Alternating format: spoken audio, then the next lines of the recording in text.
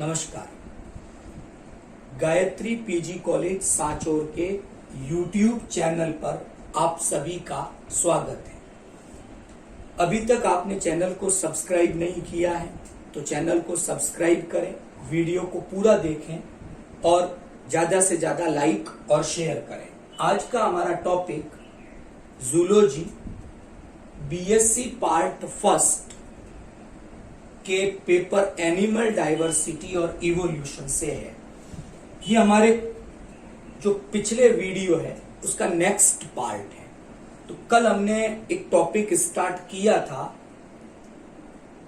Basis of classification. जंतुओं का जो आधुनिक वर्गीकरण किया गया है उसके आधार क्या है। तो कल हमने एक इंट्रोडक्टिव पार्ट डिस्कस किया था उसका, और कुछ आधार हमने डिस्कस किए थे जो जंतुओं के वर्गीकरण में काम आते हैं। तो हम दो टॉपिक डिस्कस कर चुके थे उसमें। फर्स्ट था हमारा लेवल ऑफ ऑर्गेनाइजेशन, संगठन के स्तर, और दूसरा जो आधार हमने कल डिस्कस किया था वो था नंबर ऑफ जर्म लेयर, जनन स्तरों की संख्या। आज हम जो टॉपिक डिस्कस करेंगे, वर्गीकरण का जो आधार डिस्कस करेंगे वो है सिमेट्री।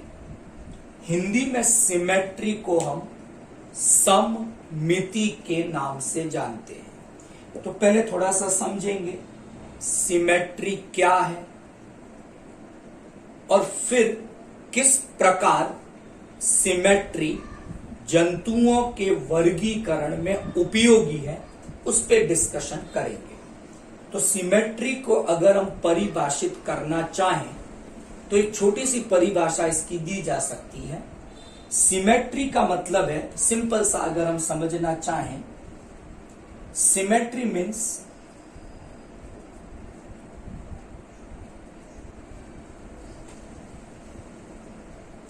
डिस्ट्रीब्यूशन या अरेंजमेंट। हम बात कर रहे हैं सिमेट्री में वितरण की या व्यवस्था की। और किसका वितरण? मुख्य रूप से ये वितरण संवेदी संरचनाओं का, सेंसरी स्ट्रक्चर्स का है। तो क्या परिभाषा दे कि जंतुओं के शरीर पर संवेदी संरचनाओं का वितरण या व्यवस्था सममिति कहलाती है। एक परिभाषा तो ये बनी। अच्छा, हम संवेदी संरचनाओं के साथ साथ शरीर के जो विभिन्न भाग हैं उनको भी इसमें सम्मिलित कर दे तो क्या परिभाषा बनेगी? जंतुओं के शरीर पर संवेदी संरचनाओं तथा शरीर के विभिन्न भागों का वितरण या व्यवस्था सममिति या सिमेट्री कहलाती है। सो द अरेंजमेंट और distribution of sensory structures and body part on animals body is termed as symmetry. यहां तक ठीक। तो अभी हमने केवल एक जानकारी डिस्कस की, सममिति का सीधा सा अर्थ वितरण या व्यवस्था से होता है। यहां तक ठीक। अब पहली एक जानकारी हम डिस्कस करेंगे कि कुछ एनिमल्स ऐसे हैं जिनमें किसी भी प्रकार की कोई सिमेट्री या सममिति उपस्थित नहीं है। जब उनमें कोई सममिति, सिमेट्री है ही नहीं, तो ऐसे जंतुओं को हम एसिमेट्रिकल एनिमल्स या असममित जंतु कहेंगे। तो एक एग्जांपल पहले डिस्कस कर रहे हैं, फिर एसिमेट्री का क्या अर्थ है वो डिस्कस करेंगे। तो जो हमारा फाइलम पॉरीफेरा है, जिन्हें कॉमनली हम स्पंज इस नाम से जानते हैं, तो वे सभी असममित जंतु हैं या एसिमेट्रिकल जंतु हैं। अब कहेंगे किसे हम कि वो कौन से जंतु होंगे जो एसिमेट्रिकल होंगे, असममित जंतु होंगे। तो हम एक छोटी सी परिभाषा दे सकते हैं कि यदि किसी जंतु को किसी भी प्लेन के द्वारा, किसी भी तल के द्वारा काटने पर दो बराबर भागों में उसे डिवाइड नहीं किया जा सके तो ऐसे जंतुओं को हम असममित जंतु कहेंगे। अब यहां जब हम सिमेट्री पढ़ते हैं तो दो जानकारियां हमें पता होनी चाहिए। एक पता होना चाहिए एक्सिस क्या है, हिंदी में इसे हम अक्ष कहते हैं, और दूसरी एक परिभाषा पूछी जाती है या एक शब्द आता है, एक टर्मिनोलॉजी सिमेट्री में काम आती है, वो है प्लेन, इसको तल कहेंगे। तो अक्ष क्या है, तल क्या है, अगर ये दो जानकारियां हमें समझ में आए तो सिमेट्री को आसानी से समझा जा सकता है। तो एक्सिस क्या है, तो इतनी बात याद रखो, एक्सिस वास्तव में एक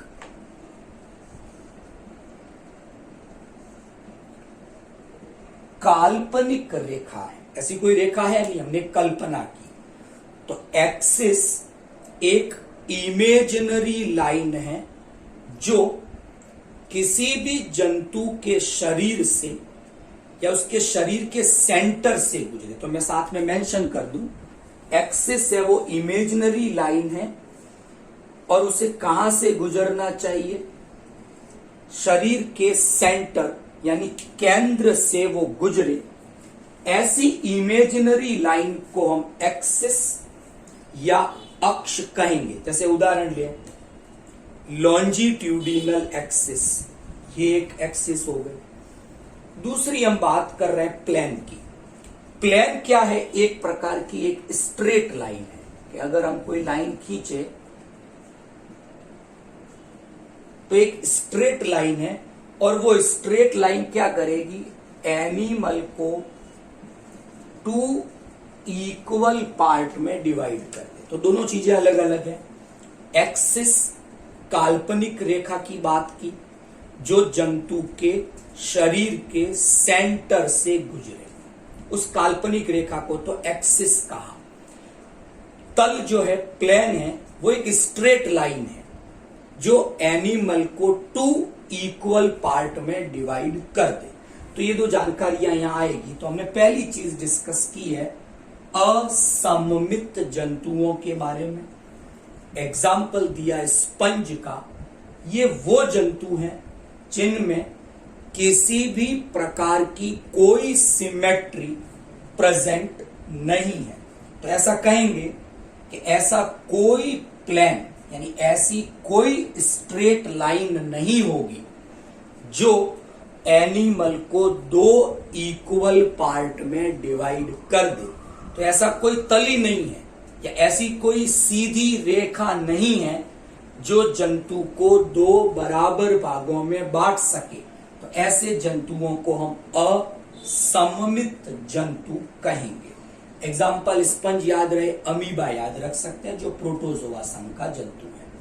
फर्स्ट कैटेगरी हमने डिस्कस की और ये हमने पढ़ा ऐसे जंतुओं के बारे में जो असममित हैं, जिनमें किसी भी प्रकार की कोई सममिति नहीं पाई जाती। ऐसे जंतु का उदाहरण डिस्कस किया हमने और क्या परिभाषा दी कि ऐसी कोई स्ट्रेट लाइन नहीं होगी, सीधी रेखा नहीं होगी जो जंतु को दो इक्वल या दो समान भागों में विभाजित कर सके। तो ये एसिमेट्रिकल जंतु हो गए। बात ठीक है, याद रहेगा। नेक्स्ट एक सेकंड कैटेगरी अब हम डिस्कस करेंगे। ये हमारी सेकंड कैटेगरी है स्फेरिकल सिमेट्री। हिंदी में इसे हम कहेंगे गोलीय सममिति। और एक एग्जाम्पल मैं यहां लिख रहा हूं। इस कैटेगरी में हमारे प्रोटोजोअन जंतु हैं रेडियोलेरियंस। समुद्रों में मिलते हैं, बड़ी बड़ी कॉलोनी बना के रहते हैं। तो इन रेडियोलेरियंस में एक विशेष प्रकार की सममिति है जिसका हमने नाम दिया है स्फेरिकल सिमेट्री, गोलीय सममिति। अब मतलब क्या है, इन जंतुओं में ही क्यों है, उस पर मैं थोड़ा सा फोकस करना चाहूंगा। तो ऐसा कोई भी जंतु जिसमें रोलिंग मूवमेंट पाया जाए, ऐसा कोई भी एनिमल जिनमें कैसा मूवमेंट बताया, रोलिंग मूवमेंट, मतलब वो लुढ़कता हुआ आगे जाए, या जिसका शरीर एक स्फेरिकल के जैसा है, गोल है, तो उन जंतुओं की सममिति गोलीय सममिति होगी, स्फेरिकल सिमेट्री उनमें होगी। तो एग्जाम्पल में मैंने रेडियोलेरियंस लिया और ये हमने क्वालिटी बताई किसकी, उन एनिमल्स की जिनमें रोलिंग मूवमेंट प्रेजेंट होता है या पाया जाता है।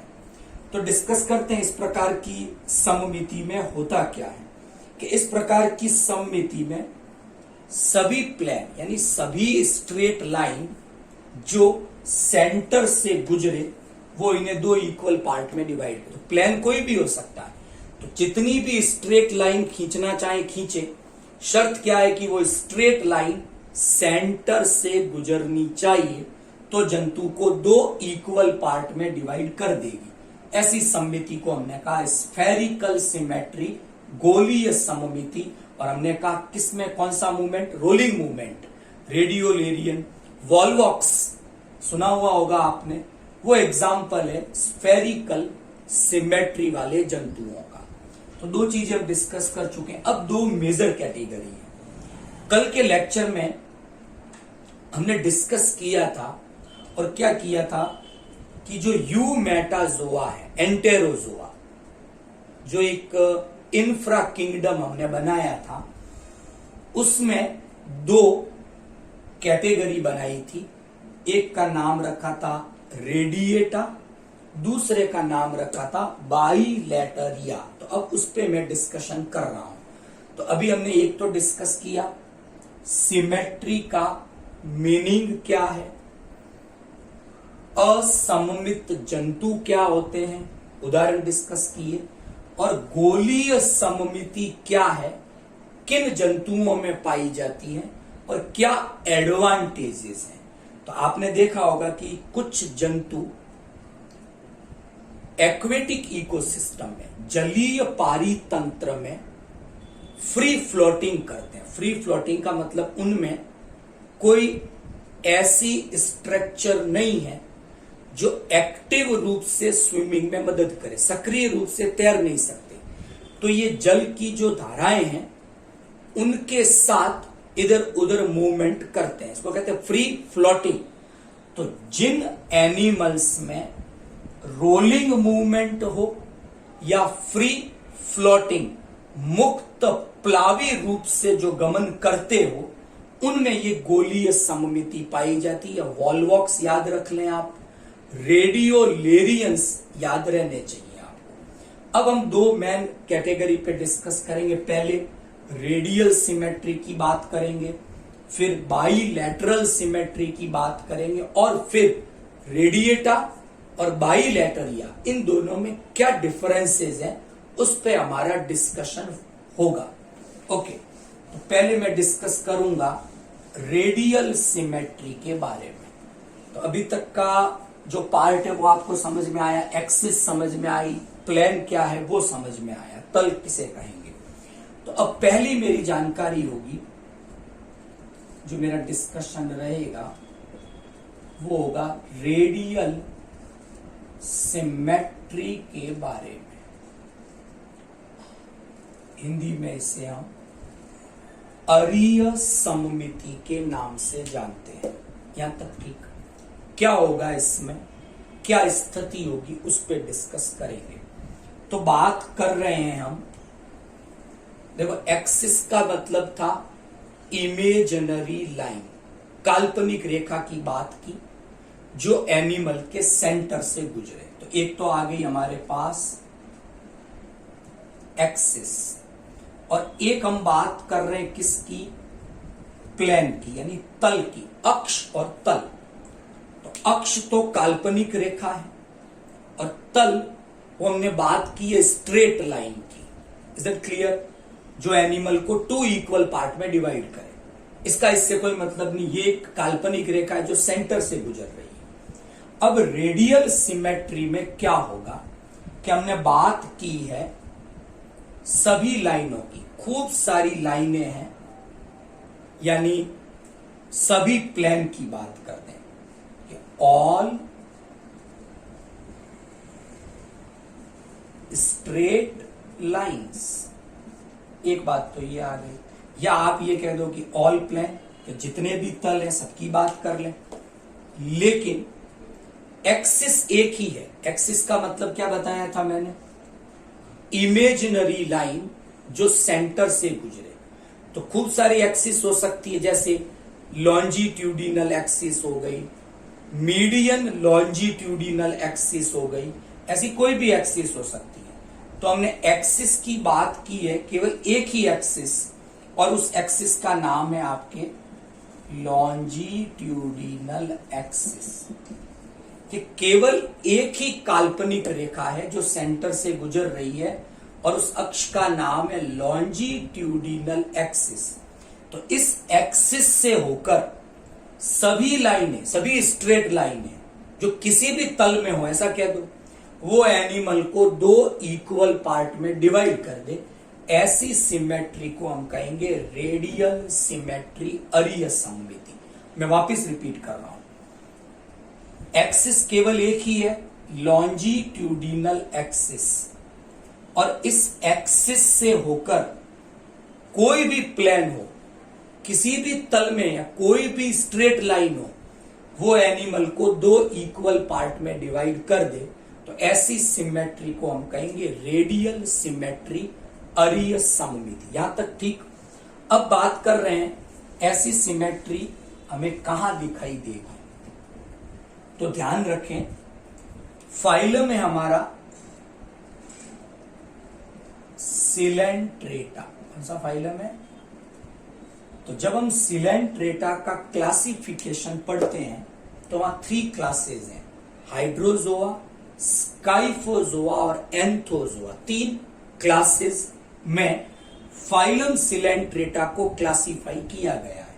तो हाइड्रोजोआ और स्काइफोजोआ, इन दोनों में रेडियल सिमेट्री। तो बेसिकली हम याद रख लें, फाइलम सिलेंट्रेटा में रेडियल सिमेट्री प्रेजेंट होती है। तो रेडियल सिमेट्री के बारे में यहां तक तो समझ में आया कि होती क्या है।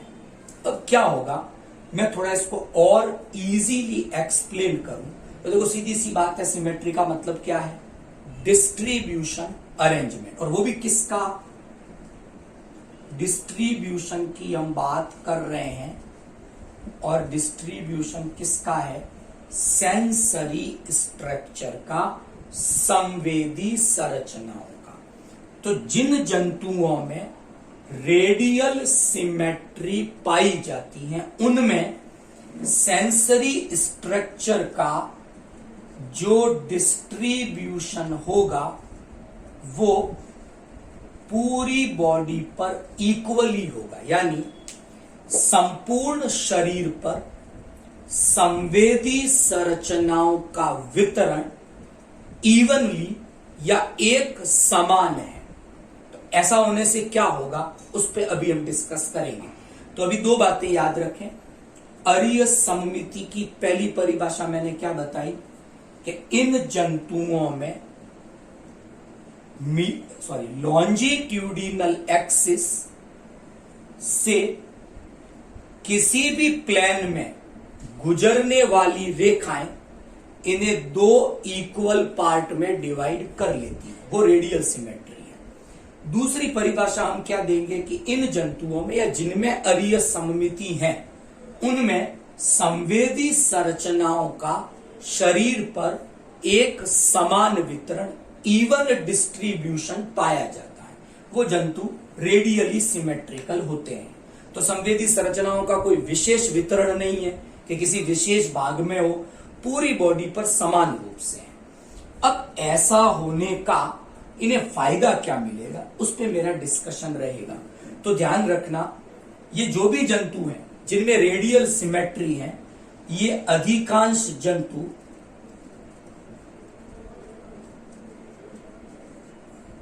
सीडेंटेरी है या फिक्स्ड है, यानी इनमें स्विमिंग, लोकोमोशन, गमन, तैरना, इस तरह की क्रियाएं अनुपस्थित है। ये एक जगह स्थानबद्ध रूप से पाए जाते हैं। अब होगा क्या कि जंतु मान लो यहां पर है, एक डायग्राम से ड्रॉ करें। जैसे मान लो ये हमने एक एनिमल यहां पर ड्रॉ किया, क्लियर। अब मान लो किसी भी प्रकार का कोई उद्दीपन, स्टिम्युलाई, मान लो इस डायरेक्शन से आ रहा है कि इस डायरेक्शन से आ रहा है, इस डायरेक्शन से आ रहा है, कहीं से भी आ सकता है। अगर जंतु स्विमिंग कर सकता या उसमें गमन की क्रिया होती, तब तो जंतु उस ओर मूव कर जाता जिस डायरेक्शन से उद्दीपन आ रहा था। तो हमने कहा उद्दीपन तो किसी भी दिशा से आ सकता है, लेकिन इन जंतुओं में स्विमिंग या गमन की क्रिया है नहीं। तो ऐसे में क्या हो कि अगर इधर से उद्दीपन आए तो उन्हें भी ग्रहण करना है, यहां से किसी भी दिशा से उद्दीपन आए उन्हें ग्रहण किया जाना चाहिए। और ऐसा तभी होगा जब शरीर पर सभी भागों में समान रूप से संवेदी संरचनाओं का वितरण हो। तो यहां वाली संवेदी संरचना इधर से आने वाले उद्दीपनों को ग्रहण कर ले, ये संवेदी संरचना इधर से आने वाले उद्दीपनों को ग्रहण कर ले। तो संवेदी संरचनाओं का जब समान वितरण होगा तो जंतु समर्थ हो पाएगा कि वो किसी भी डायरेक्शन से आने वाले उद्दीपनों को ग्रहण कर ले और उसके प्रति रिस्पॉन्स, अनुक्रिया प्रदर्शित कर पाए।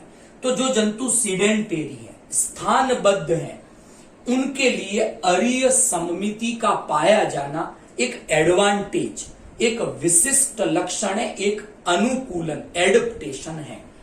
तो अरीय सममिति स्थानबद्ध जंतुओं के लिए एक एडवांटेज है, फायदे वाली बात है, एक अनुकूलन है।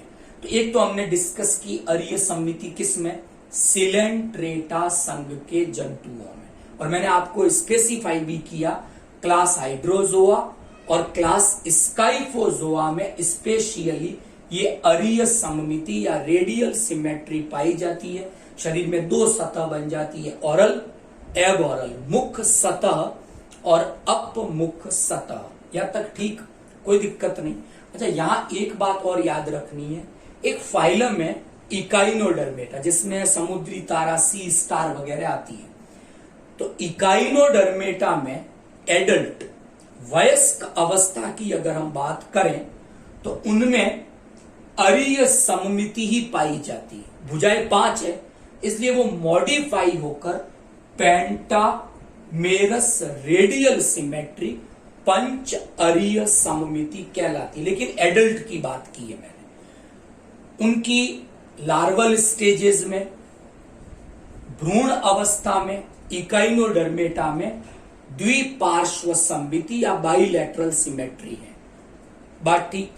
तो अरीय सममिति सिलेंट्रेटा में है। इसके अलावा एडल्ट स्टेज में इकाइनोडर्मेटा जंतुओं में भी ये मॉडिफाइड रूप में मिलती है, उसे हमने पंच अरीय सममिति कहा है। बात याद रहेगी। तो वे सभी जंतु जिनमें अरीय सममिति पाई जाती है, उन सभी जंतुओं का एक कॉमन ग्रुप बना दिया गया है और उस ग्रुप का नाम दिया गया है रेडिएटा। तो जो रेडिएटा है ये वो जंतु हैं जिनमें अरीय सममिति पाई जाती है, और इस प्रकार रेडिएटा में फाइलम सिलेंट्रेटा को सम्मिलित किया गया है। नोट करना है इस बात को कि इकाइनोडर्मेटा में एडल्ट स्टेज में, वयस्क अवस्था में तो ऐसी ही सम्मिति है, लेकिन लार्वा में और डेवलपमेंट की स्टेजेस में, एम्ब्रियोनिक स्टेजेस में, वहां पर द्विपार्श्व सम्मिति है। इसलिए इकाइनोडर्मेटा को रेडिएटा में सम्मिलित नहीं किया गया है।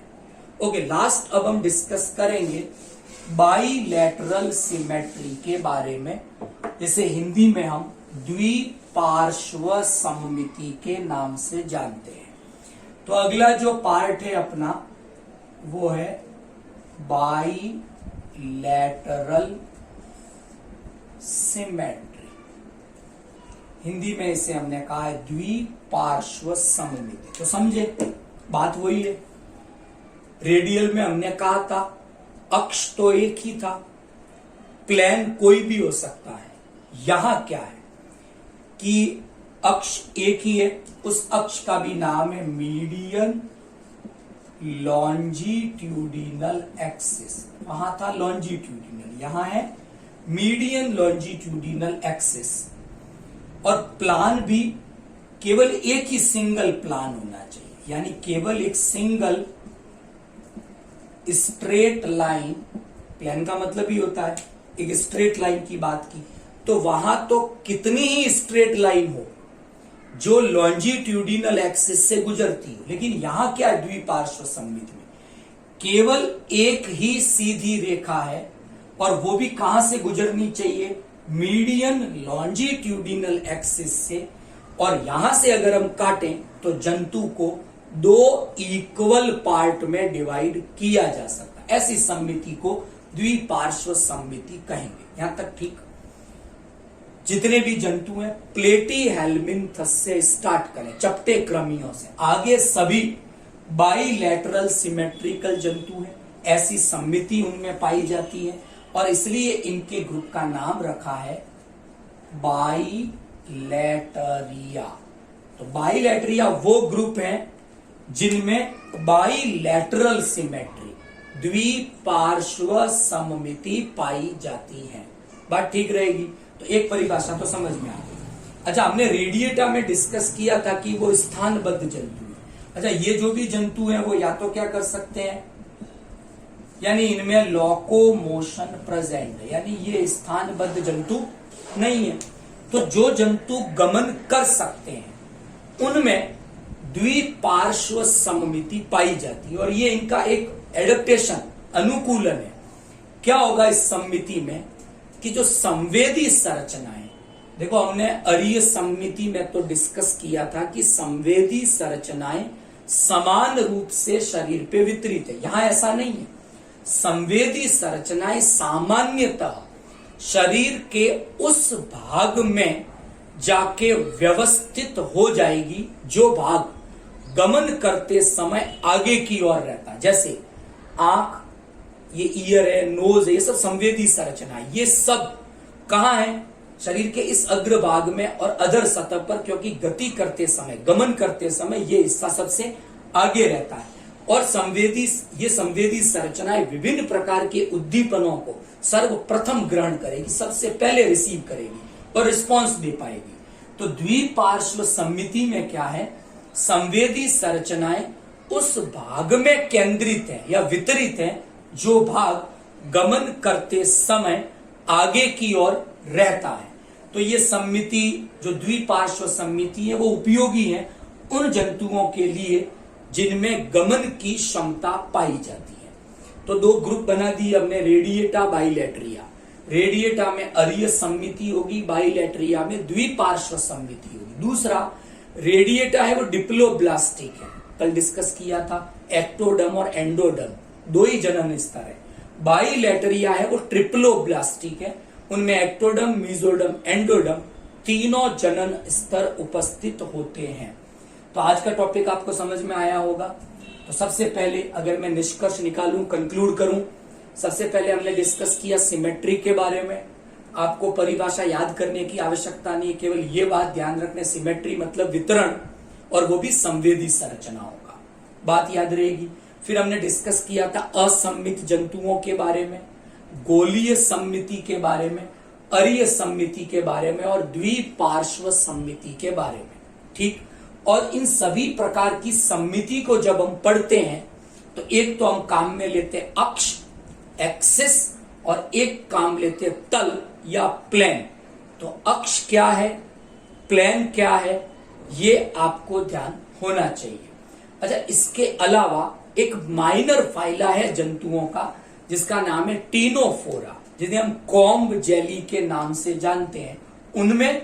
और सिलेंट्रेटा के 3 क्लास थे, तो 2 में तो अरीय सम्मिति है, रेडियल हाइड्रोजोआ और स्काइफोजोआ, एक छोड़ दिया एंथोजोआ। तो क्लास एंथोजोआ जो है सिलेंट्रेटा का, और एक माइनर फाइला है टीनोफोरा। उनमें एक विशेष प्रकार की सम्मिति आप लोग याद रखें, उसे बाई रेडियल सिमेट्री कहेंगे, द्विअरीय सममिति कहा जाएगा। ओके, नेक्स्ट लेक्चर में हम सीलोम के बारे में डिस्कस करेंगे। Thank you.